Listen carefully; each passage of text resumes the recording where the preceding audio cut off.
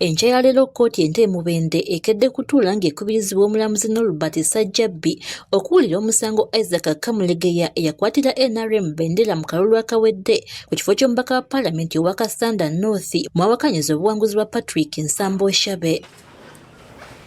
Kamulegeya yawabira Patrick Nsamba n'akakiiko k'ebyokulonda ng'alumiriza nti Nsamba teyawangula kyokka akakiiko k'ebyokulonda ne kagenda mu maaso n'okumulangirira.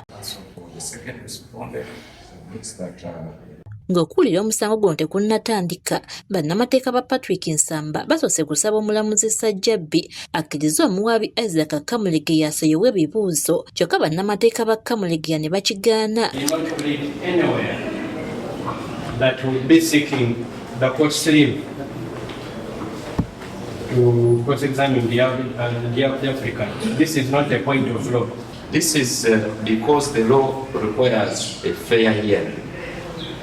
Fair hearing requires that the party is given ample time to prepare, come and give evidence of the process. Okuwulira omusango kutandise era bannamateeka ku njuyi zombi okuli n'ow'akakiiko k'ebyokulonda basoose kunnyonnyola mulamuzi nsonga. The applicant is seeking 2 orders in this application, I mean 3 orders in this application.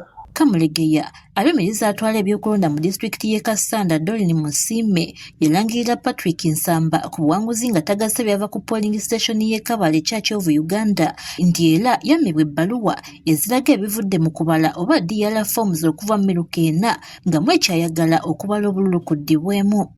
Yes, the applicant further contends that he was denied access to the declaration of result forms for the 4 parishes, to the declaration of result forms for the 4 parishes. It's Sazi Parish, that is the first one is Sazi Parish, Kangwa Parish. Kamulegeya awawabira agamba nti polling stations eziri mu parish za mirundi 4 declaration forms ezo bagano zimuwaako copies kati nga tamanyi results ezo zebasinzirako kulangirira mu results ezasembayo olwokuba nti tamanyi results ezava mu parish ezenya ne polling station yemu kitegeeza nti ezo results ziriko akabuuza. Kyokka bannamateeka ba Patrick Nsamba n'akakiiko k'ebyokulonda basambaza ebya bannamateeka ba Kamulegeya nti tebalina bujulizi ku bye boogera ne basaba omulamuzi omusango agugobe ate Kamulegeya awe n'engassi. An application. The application shall have grounds. And those grounds are evidenced by an affidavit.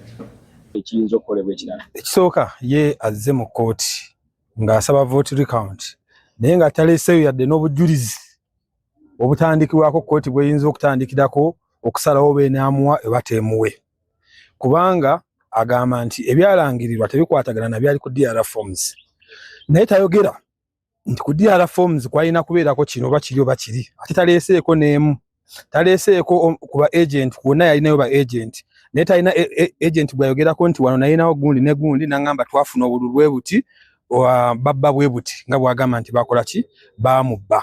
Omulamuzi baanabawadde essaawa emu okussa mu buwandiike ensonga zino asobole okuzitunulamu era n'abawa olunaku lw'enkya ssaawa 3 okuwa ensala ye.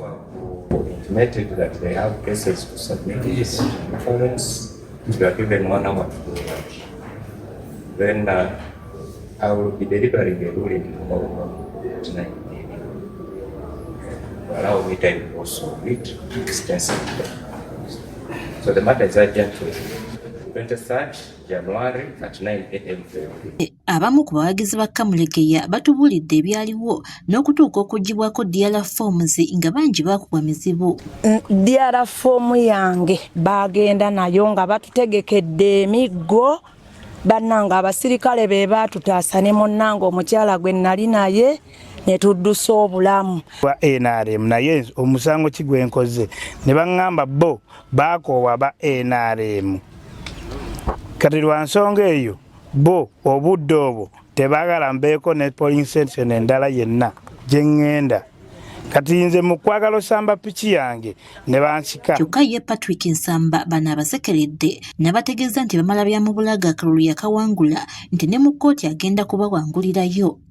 naye ate omusango oguzze wano mu kkooti olwaleero tuwulidde bali mu kunoonya DR foomu era ekisinze okumala eggobe mu kibya be bo okubeera wano nga bali mu kunoonya DR foomu nga bazibuuza bakanso baffe nti nga temuzituwadde. Barbara Nalweiso agafeeyo ku Spark TV.